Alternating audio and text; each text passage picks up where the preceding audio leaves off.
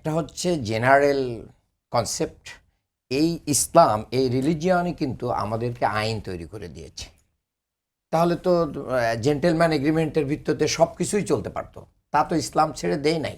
ইসলাম কিন্তু বিভিন্ন বিষয়ে আইন তৈরি করে দিয়ে আইন বাস্তবায়নের রূপরেখা দিয়ে দিয়েছে।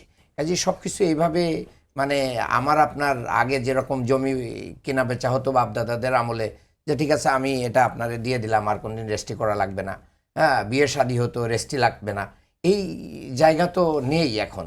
এখন পৃথিবী অনেক আগাই গেছে। আর রিটেন যেখানে করার সুযোগ আছে, লিগাল ফ্রেমওয়ার্ক দেওয়ার যেখানে সুযোগ আছে, আমরা একমত হয়ে গেছি, তাহলে কেন কোন স্বার্থে সেটা বিএনপি স্পষ্ট করুক যে আমরা যদি গণভোটটা আগে দিই তাহলে আমাদের এই এই এই এই সমস্যা সাস অ্যান্ড সাস অ্যান্ড সাস।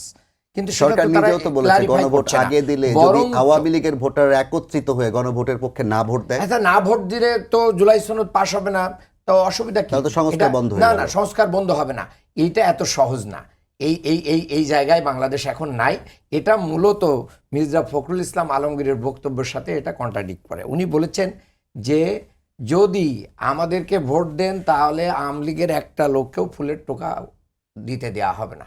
আবার বলছেন আমরা ক্ষমতায় গেলে আপনাদের মামলা প্রত্যাহার করে নিব। তাহলে এই ইন্ডিয়ান ফর্মুলায় এখন বিএনপি চলে গেছে। না সেটা বলেছেন যে না না মানে উনি ওনার স্পষ্ট আপনার সময় টিভি থেকেই আমি না সেটা উনি বিবৃতি দিয়েছেন। এই যে উনি তার বিবৃতি ইউনিয়নের যারা দিয়েছেন, ভুয়া মামলা যেগুলো সেগুলো তিনি প্রত্যাহার উনি করবেন। বিবৃতি দিয়েছেন, উনি বিবৃতি দেন, ওনার বয়স হয়ে গেছে অনেক কিছু বলে, উনি তো দলের মহাসচিব, উনি চাইলেই সকালে একটা বিকালে একটা বলতে পারেন না। এটা মূলত মনের কথাটা আল্লাহ বের করে দিছেন।